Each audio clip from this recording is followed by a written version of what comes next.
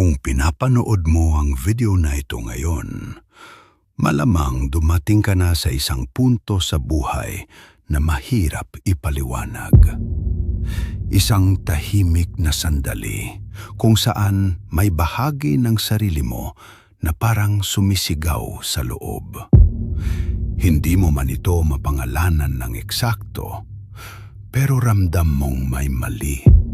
Parang hindi mo na kayang ipagpatuloy ang buhay sa paraang nakasanayan mo. Para bang may bitak na nabuo sa loob mo. Isang hindi nakikitang basag na unti-unting naghihiwalay sa kung sino ka ngayon at kung sino ang matagal mo nang pinipilit maging. At kapag nangyari ito, kadalasan iniisip ng tao na may problema sa kanila. Na baka pagod lang sila, na baka stress lang ito, na baka kailangan lang nila magpahinga. Pero kadalasan sa buhay, hindi lang ito simpleng pakiramdam. Hindi rin ito simpleng pagod. Ito ay isang uri ng pagmulat sa katotohanan. Sa paglalakbay ng bawat tao, may darating na sandali kung saan nagsisimulang gumuho ang lumang bersyon ng sarili niya. At karamihan sa mga tao ay iniiwasan ang sandaling iyon. Pinapatahimik nila ito gamit ang routine. Dinidistract ang sarili sa trabaho, entertainment o mga responsibilidad. Pero para sa iilan, para sa mga taong hindi na kayang magpanggap, ang sandaling ito ay nagiging isang pahiwatig. Isang pahiwatig na hindi na kayang baliwalain. Tinawag ito ni Carl Gustav Jung na individuation. Isang malalim na proseso kung saan tumatanggi na ang kaluluwa mong magpatuloy sa buhay na nakatago sa likod ng mga maskara. Mga maskarang ginawa mo para magustuhan ka ng iba, para makasurvive at para magkapapel sa mundo. At kapag nagsimula ang prosesong ito, hindi ka na babalik sa dati. At doon nagsisimula ang kakaibang kaba. Hindi lang dahil sa takot, kundi dahil may bahagi ng sarili mo ngayon lang muling humihinga. Parang may pinto na bahagyang bumukas. At kahit hindi mo pa nakikita ang nasa loob, ramdam mong hindi ka na pwedeng umatras. Ngayon, tatanungin kita, handa ka bang harapin ito? Dahil ang totoo, hindi ito magiging madali. Hindi ito simpleng self-discovery na magaan at komportable. Binabalaan kita. May mga bahagi ng prosesong ito na maguguluhan ka. May mga paniniwala kang masisira. May mga bagay kang kailangang bitawan kahit ayaw mo. Pero kapalit nito ay isang bersyon mo na mas totoo. Kaya uulitin ko, handa ka ba? O pipiliin mong manatili sa mundong kilala mo kahit alam mong hindi ka nabuo doon? Dahil minsan, ang pinakamahirap na laban ay ang laban na matagal mo nang iniiwasan.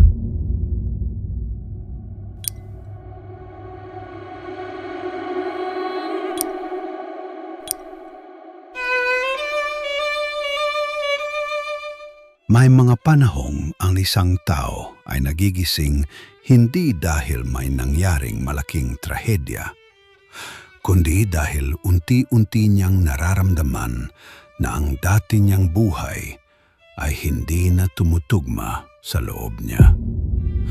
At yan ang delikadong bahagi. Dahil sa labas, maaaring mukhang maayos ang lahat. May trabaho ka, may routine ka, may mga responsibilidad kang natutupad. Baka may relasyon ka pa. Baka maayos din ang tingin ng ibang tao sa buhay mo. Pero sa loob, may isang bagay na tahimik na nauubos.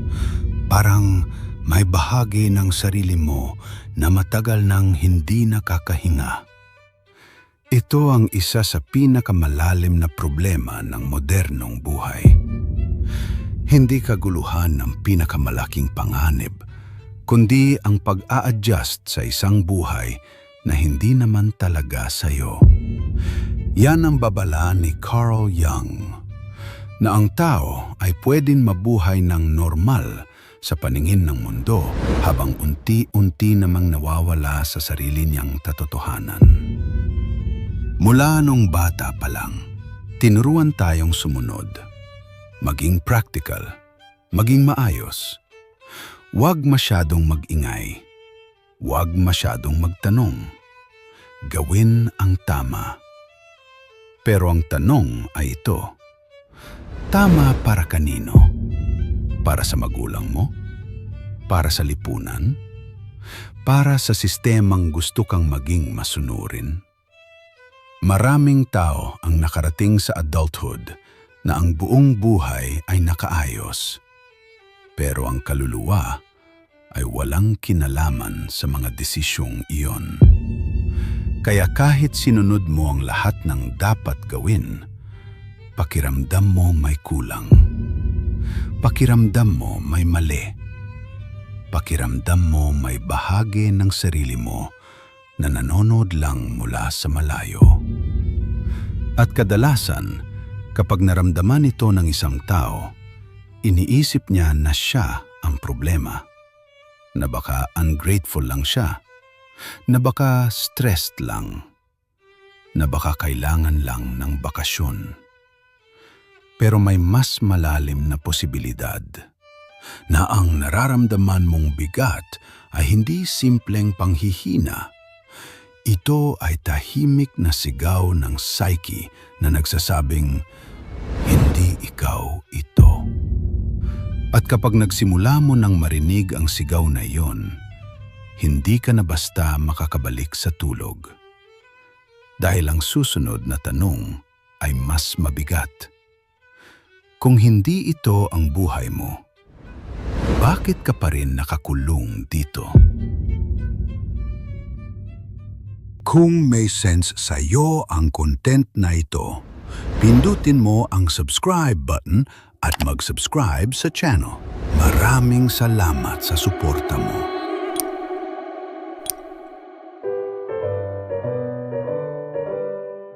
Tayo ay lumaki sa kulturang tinuturuan tayong ituring ang pagdurusa bilang isang problema na kailangang agad ayusin. Kapag malungkot ka, may mali raw. Kapag nawawala ka, may kulang daw sa'yo. Kapag hindi ka mapakali, parang may diferensya raw ang isip mo. Pero ayon kay Carl Jung, may mga uri ng pagdurusa na hindi dapat basta patahimikin dahil may sinusubukan silang sabihin. Ang sakit ay hindi laging senyales ng pagkasira. Minsan, senyales ito ng pagbabago. Kapag matagal nang hindi pinapansin ng ego ang mga bulong ng kaluluwa, ang psyche ay lumalakas ang boses. Ang dating simpleng discomfort, nagiging pagkalito. Ang dating stress, nagiging emptiness. Ang dating duda, nagiging takot. Hindi dahil gusto kang sirain ang mundo, kundi dahil may lumang bahagi ng sarili mo na kailangang alisin. May isang mahalagang bagay na kailangang maintindihan dito. Hindi ikaw ang bumabagsak. Ang bumabagsak ay ang bersyon mo na ginawa para makasurvive. Ang karakter na natutong ngumiti kahit pagod na. Ang persona na marunong makisama kahit hindi na totoo. Ang shell na minsang nagprotekta sa iyo pero ngayon ay isa ng kulungan. Ito ang dahilan kung bakit ang existential crisis ay madalas nakakatakot. Dahil pakiramdam mo, ikaw ang nawawala. Pero sa totoo lang, ang nawawala ay ang kasinungalingan na matagal mong tinirhan. At oo, masakit yon. Hindi maganda sa pakiramdam. Hindi mabilis. Hindi kaakit-akit. Pero ito ay totoo. At minsan, ang mga totoong tao lang ang may kakayahang magpalaya. Sasabihin ng mundo sa'yo na kailangan mong bumalik sa normal. Magpahinga, mag-distract, mag-move on. Pero paano kung ang normal mismo ang dahilan kung bakit ka nauubos? Paano kung hindi mo kailangang ayusin ang sarili mo, kundi palayain ang sarili mo? Dahil kapag narinig mo ng maigi ang sakit na matagal mong tinatakasan, may kakaibang bagay na nagsisimulang mangyari. May mga mensahe, may mga simbolo. May mga bagay na dumarating sa tamang oras. At doon magsisimula ang susunod na yugto.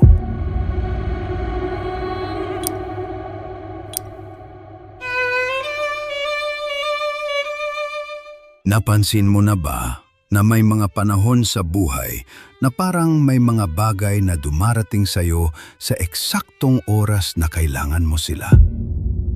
Isang libro na biglang nakita mo. Isang usapan na tumama ng sobra. Isang linya mula sa isang video na parang para talaga sa'yo. Sa simpleng tingin, parang random lang ang lahat. Pero para kay Carl Jung, may mas malalim pa na nangyayari rito. Tinawag niya itong synchronicity. Mga pangyayaring tila ordinaryo sa labas, pero may kakaibang bigat ng kahulugan sa loob. Hindi ito dahil may magic, at hindi rin dahil may mystical force na biglang nagpapatakbo sa mundo para sa iyo. Ito ay dahil kapag handa nang gumising ang isang tao, ang psyche niya ay nagsisimulang pansinin ang mga simbolong kailangan niya. Ang unconscious ay hindi tahimik na bodega lang ng trauma at repressed emotions. Isa itong aktibong intelligence, gumagabay, nagbabalance. At kapag malapit ka na sa isang malaking internal turning point, mas nagiging aktibo ang simbolong wika nito. Kaya may mga bagay na biglang sakto sa sitwasyon. Hindi sila sumisigaw, bumubulong sila. Hindi nila pinipilit ang sarili nila sa iyo. Tumadaan lang sila. At nararamdaman mo agad, para sa akin ito. Hindi generic, hindi mababaw, kundi personal. Minsan isang kanta, minsan panaginip. Minsan isang alaala na paulit-ulit bumabalik. Minsan isang content na biglang sumulpot sa sandaling pakiramdam mo ay bibigay ka na. At kapag naramdaman mo ito, huwag mo itong agad maliitin. Dahil maaaring hindi aksidente ang pagdating nito sa iyo. Maaaring bahagi ito ng paraan ng psyche mo para dalhin ka sa susunod na hakbang. Dahil ang pinakamalaking problema ay hindi ang pagkawala. Ang pinakamalaking problema ay ang aware ka na sa mga nangyayari, pero wala ka pang ginagawa tungkol dito. At yan ang puntong pinakanakakatakot. Dahil kapag nakita mo na ang mga palatandaan, hindi mo na pwedeng sabihing wala kang alam. Ang susunod na hakbang ay hindi na basta pag-intindi. Ito ay pagtawid. At ang pagtawid na iyon ay laging may kasamang takot.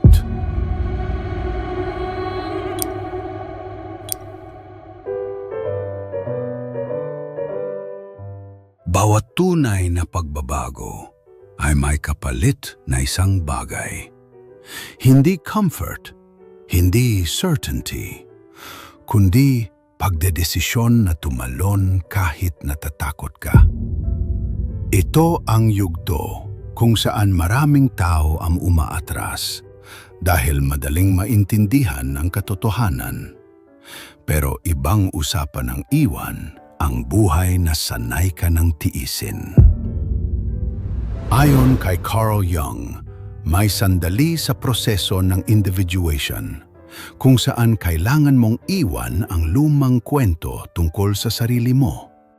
Ang kwentong minsang nagligtas sa'yo, pero ngayon ay pumipigil na sa'yo. At ito ang masakit. Dahil ang pagtawid ay hindi lang tungkol sa pagkuha ng bagong buhay. Ito rin ay tungkol sa pagluluksa sa dating ikaw.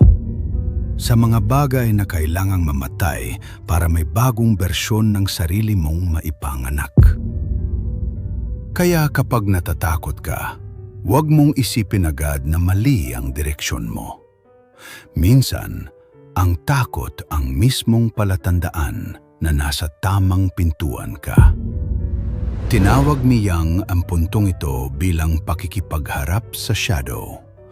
Ang bahagi ng sarili mo na nababalot ng takot, duda at hiya. Ito ang boses na nagsasabing, hindi pa ito ang tamang oras. Hindi mo pa kaya. Mawawala ang lahat sa'yo. Madidismaya sila. Pagsisisihan mo ito, at karamihan sa tao ay naniniwala agad sa boses na yan. Hindi dahil totoo ito, kundi dahil mas komportable ang kulungan kaysa sa hindi tiyak na kalayaan. Pero may isang katotohanan na kailangang marinig mo. Ang takot ay hindi laging babala para umatras. Minsan, ito ang paanyaya para sumulong. Hindi mo kailangang maging 100% handa. Walang ganon. Ang kailangan mo lang ay mapagod ng sapat sa kasinungalingan para mas piliin mo ang hindi sigurado kaysa sa buhay na unti-unti kang pinapatay. At kapag umabot ka sa puntong yon, may isa pang mas mabigat na katotohanan na kailangang tanggapin. Na walang darating para gawin ang pagtawid na ito para sa iyo. Ikaw lang.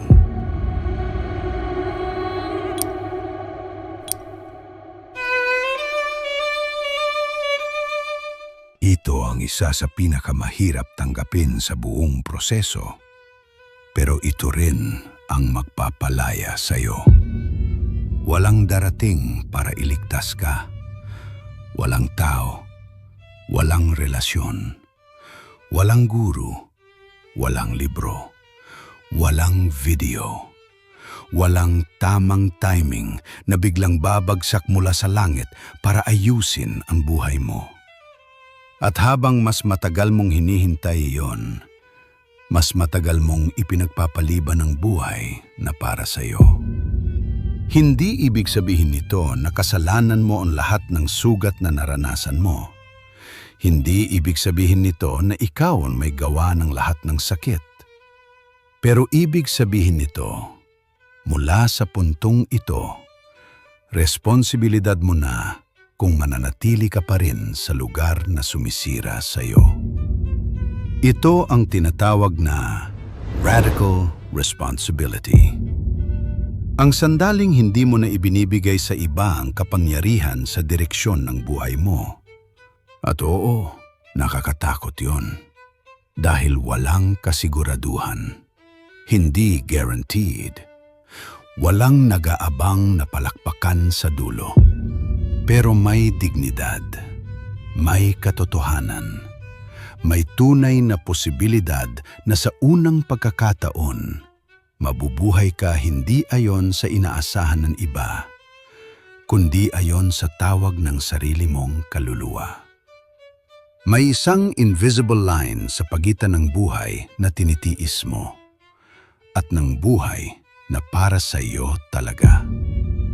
At ang linyang yon ay gawa sa takot. Takot sa pagbabago. Takot sa pagkawala. Takot sa hindi tiyak. Pero sa kabilang side ng takot na yan, nandoon ang presence, ang authenticity, ang meaning. Hindi survival, hindi pagpapanggap, kundi buhay. Kaya ang tanong na yon ay hindi kung handa ka na. Dahil malamang hindi mo mararamdaman na handa ka kailanman. Ang tanong ay ito, patuloy mo bang hiilahin ang sarili mo sa buhay na nagpapasakit sa iyo? O pipiliin mong tumawid? At kung umabot ka hanggang sa bahaging ito ng video, malamang may isang bahagi ng sarili mo na alam nang hindi ka na pwedeng manatili sa dati. Na may isang bagay sa loob mo na pagod ng magpanggap, pagod ng magtiis, pagod ng mabuhay sa isang kwentong hindi naman ikaw ang sumulat. Kaya ngayon, gusto kitang tanungin, handa ka ba na iwan ang bersyon ng sarili mong minsang nagligtas sa iyo pero ngayon ay pumipigil na sa iyo? Handa ka ba na harapin ng takot kahit walang kasiguraduhan? Handa ka ba na akuin ang responsibilidad sa buhay na matagal mo nang ipinagpapaliban? Kung nakarelate ka sa video natin na ito at kung may bahagi ng video na ito na parang para talaga sa iyo, mag-usap tayo sa comments at i-type mo ito, pinipili kong tumawid. Hindi para sa akin, para sa iyo. Dahil minsan, ang pagsulat ng isang salita ay nagiging unang malinaw na desisyon ng bagong buhay na gusto mong simulan. At bago ka umalis, panuorin mo rin ang susunod na video. Dahil may isa pang mahalagang bagay tayong pag-uusapan doon, na maaaring siya ring susunod na hakbang sa prosesong sinisimulan mo ngayon. Magkita tayo doon.